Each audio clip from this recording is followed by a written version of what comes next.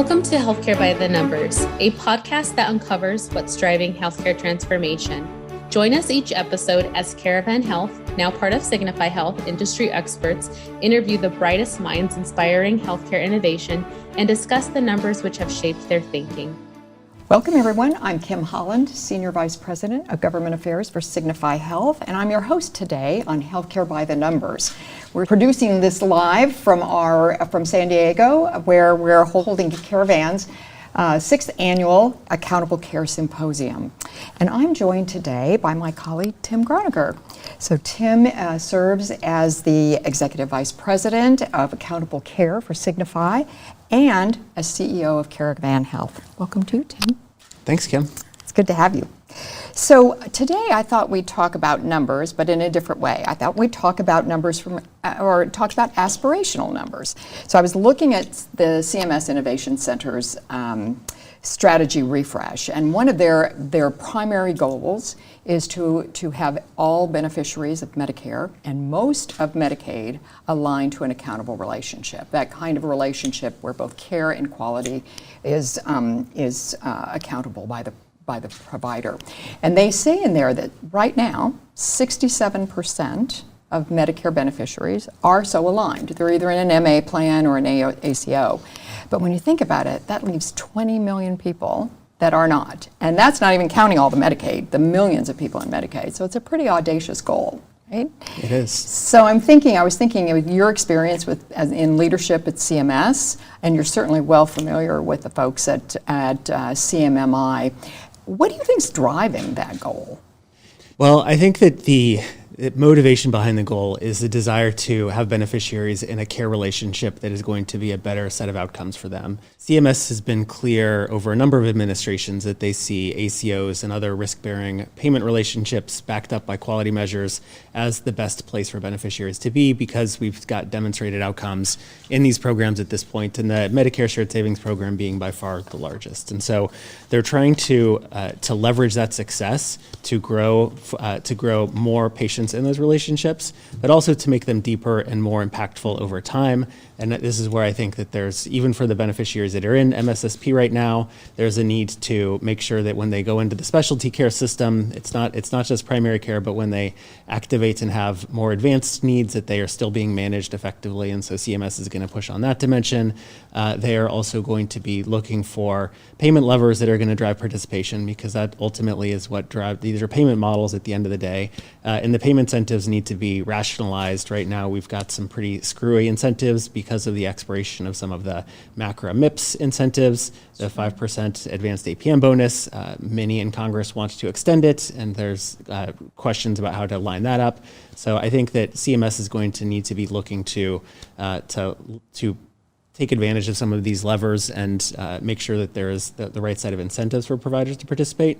And then the market needs to look at that and find successful avenues to participate, whether it's on your own or in partnership with an organization like Signify. Yeah, it all makes sense, but it doesn't sound like it's an easy lift. So I'm wondering, and I want to come back to some of those incentives, but if you were to quantify or identify one of the top one or two barriers that, from the provider perspective, from the ACO perspective, what would those be?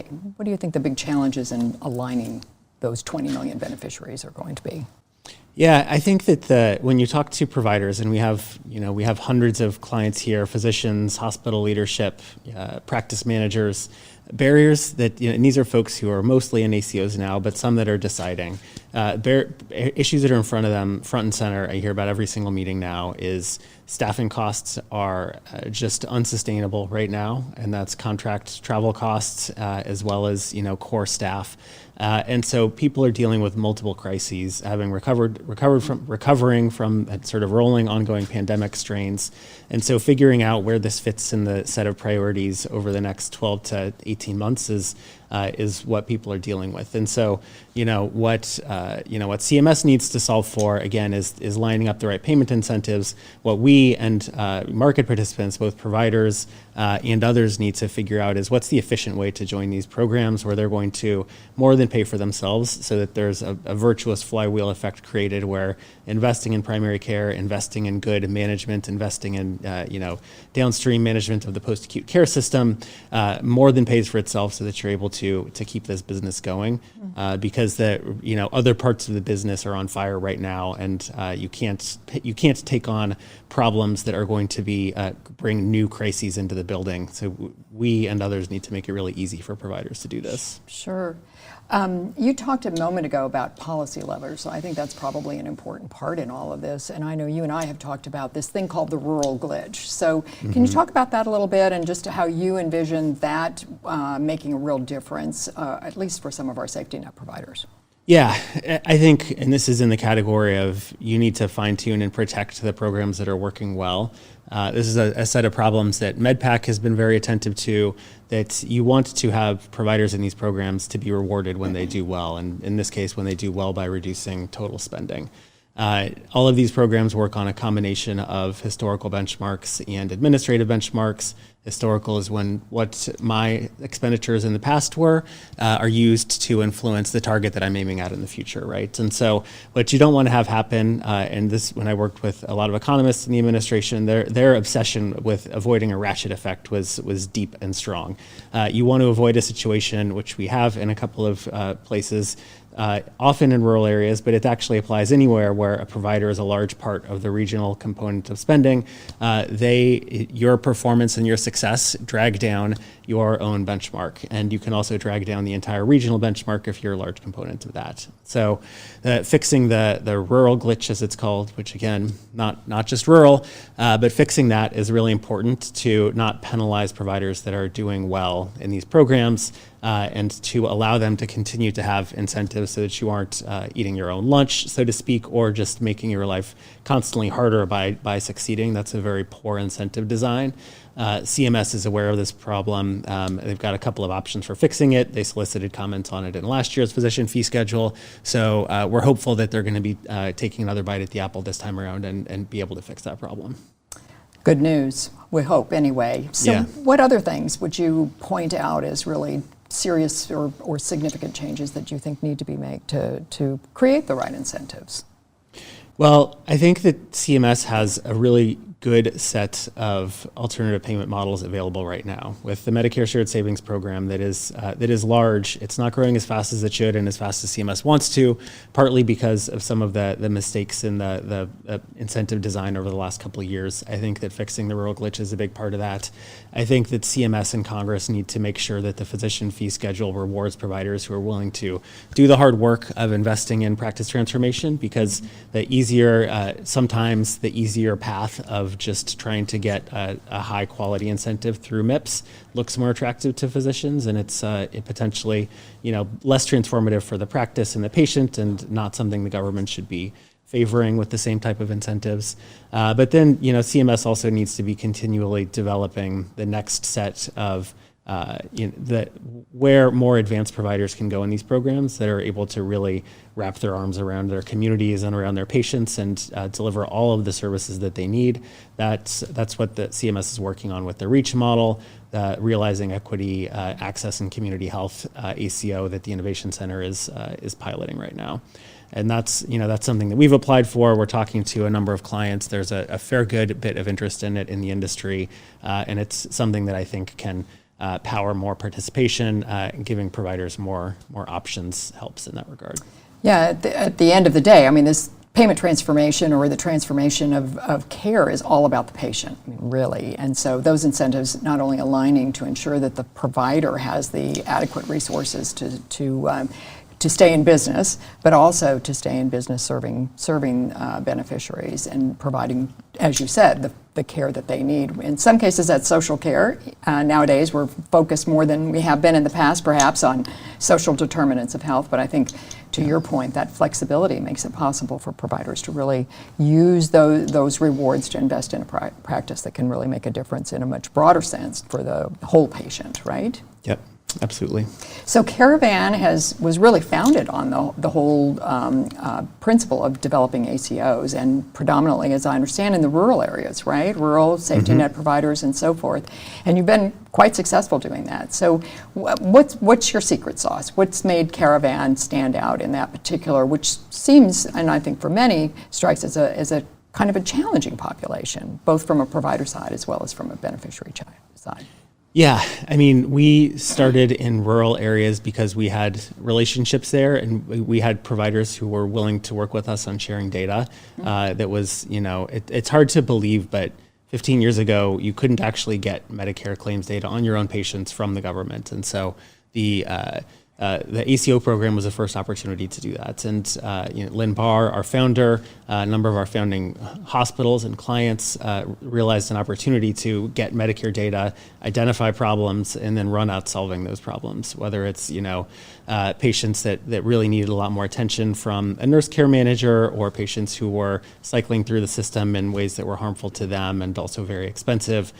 So you get access to the data, and then you start building the pieces of what are you going to do about it once you know what the big problems in your community are. And our model has always been team-based care, primary care enablement, with increasing amounts of sophistication around the types of analytics and data that we can bring to bear at the point of care.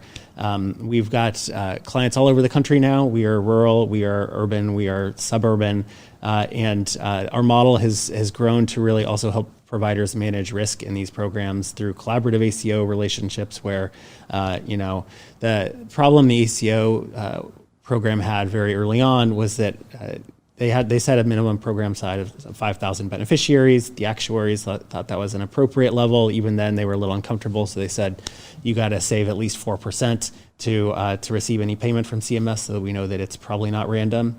Saving that much early on in the program was very challenging, and it really kept participation depressed. So by bringing groups together and keeping the variability of spending much lower in larger ACOs, we're able to bring the benefits of being a part of a larger collaborative to smaller organizations. And even if you're 10,000 lives, 30 PCPs that you're working with, that's still not enormous, and so you need partners to do this effectively. And we've been fortunate in the partners that we've worked with, and have been really focused on helping them support their primary care teams. And now with the Signify merger, we're able to do far more than we were able to do just as Caravan. And so I'm super excited about that, and bringing that to all of our clients and new folks that we're talking to as well.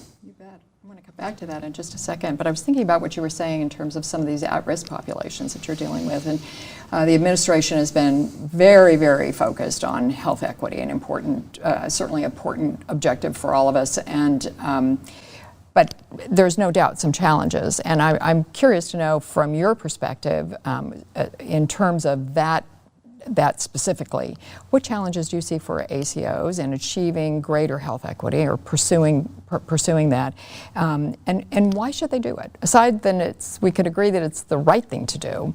Are there other just practical realities about why this is important in managing any population? Yeah, I mean, I think there's a number of strands there, and it's been clearly a focus of the Biden administration from the beginning.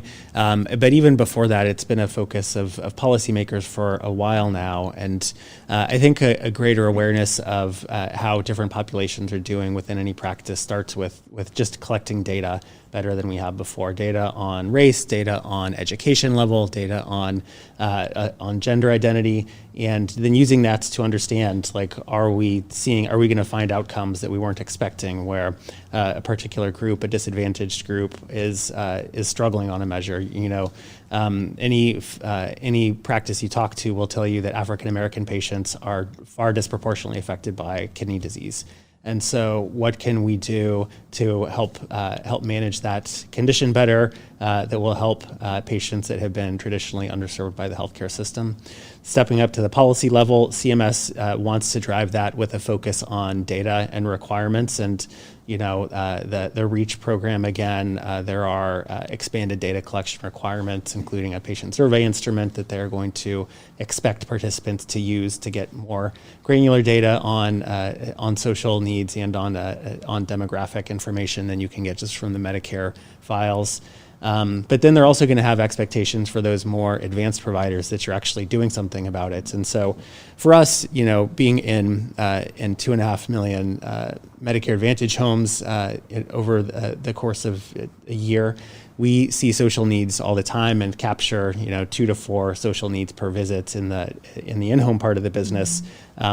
What we are excited about in the REACH program and other ACO programs going forward is you now have an economic model where you can pick up and do something about it. So maybe the patient needs help with transportation, or maybe the patient needs access to a prescription drug discount program to help them access their diabetes medications, or there's a number of social services that can be coordinated in the local area that just need to be activated once a patient need is identified. And actually putting resources and time on that is a really big opportunity. It's well known at this point that social needs drive a ton of, most health outcomes more than most clinical characteristics do, and that focusing on these is a big opportunity. And figuring out the right sized approach to doing that is something that I'm excited to be working on right now. Yeah, it does seem we have great opportunities to connect the dots for patients, right? I mean, that is what we talk about when we talk about the continuum of care, but it is much bigger than just that clinical piece. And to the extent that we're able to focus on those broader social issues and really address them in a meaningful way is going to be significant for patients. So I've observed as CMS is asking for that data across all of their programs. We've seen it recently in requirements and or requests for proposals or for information in their various rules about how do we collect the data, what kind of data should we collect, should it be standardized across programs and so forth. So I think as we look at the different responses from the healthcare community, it'd be interesting to see how CMS pursues it. But I appreciate the essential role that data plays in really understanding the issues and then being able to address them in a meaningful way. So you mentioned the acquisition of by Signify of Caravan, so that's an exciting development and that you were excited about it. Do you want to talk about that a little bit? Just you alluded to it, but what actually gets you going and excited in the morning about that partnership? Yeah, I mean, we were, as Caravan alone, always looking for ways to improve our product offering and what more we can do for our clients. And like I mentioned, we're heavily focused on primary care enablement and then looking for other ways to penetrate parts of the system, take advantage of relationships we have with health systems, for instance, and leverage that to manage the post-acute care space. Figure out ways to identify and capture gaps in care that we know about and need to document, and then power action in the primary care clinic to actually close those gaps. The Signify acquisition represented an opportunity to sort of leapfrog what our aspirations on the next generation of Caravan were and jump to Caravan 3.0 essentially, and doing that with an established partner who had these deep relationships and deep market presence in every county in the country through the Medicare Advantage and home evaluation business. Just made a ton of sense doing it with Signify and the capability of managing specialty care, managing post-acute care through the episodes part of the business. It was clear to us that there was no one else in the market that was thinking about the problem this way, and that this is where Signify and Kyle was headed, and the partnership made a ton of sense for our clients and for our team and our company, and so we were thrilled when we started doing this. And once we met and saw how the pieces added up together, it was an aha moment. And it was, super quick realization of the opportunity here and a rush to get it done so that we could start activating all this work, because there's a ton of really cool and interesting projects underway to make sure that we're lining this up with our client needs exactly. But the sky's the limit on what we can do here, and I'm just so excited to be part of the team. Well, I can tell you from Signify's standpoint, we're excited as well. So it is tremendous potential, and if nothing else, 20 million people that we have the opportunity to go after, right? Absolutely. Great. So it's been great talking with you today, Tim. Any last thoughts, anything that we haven't touched on that you'd like to share with the audience? We didn't talk about Medicaid, and I think that's a really important category for CMS, and it's where it's the biggest health insurer in the country. It has a lot of similarities right now to the way the Medicare Advantage world works, and it's all administered through state leadership and state partnerships. It's an area that Signify has again had a complementary set of capabilities to what we hadn't really tapped into it at Caravan. And it's a population that I it's complicated. It's a whole series of different subpopulations in a way that is a lot different from Medicare. And so that's another area that we are looking to grow and looking to help a lot more patients. And CMS is also pushing accountable relationships in that space too. Yeah, that was the follow-up question I was going to ask you, because states really drive the policy around, much of the policy around Medicaid. So I was curious, in your observations, are more states adopting value-based principles in the design of their programs? They are, and it's both for reasons of the quality metrics and cost management. There's also a desire for states to leverage the momentum in Medicare and start to bake in value-based requirements to their Medicaid managed care bids. And so we see in more states these contracts coming through where the plans are required by the states to figure out a strategy for bringing in bundled payments or bringing in total cost of care contracts. And if you've got ACOs, you've got physicians and hospitals already engaged in this work in your market, it makes a ton of sense for them to then stack on top of their Medicare and Medicare Advantage business similar work in activating value-based services for Medicaid beneficiaries, and it's better for everybody. It certainly is important. The government's role in all of this is really critical, and their efforts to really drive the value movement will continue to play an important role in everyone's success in this area. So it's great to have an opportunity to collaborate with them. So appreciate it, Tim, very, very much. Thank you all for joining us today for Healthcare by the Numbers, and until next time, stay safe.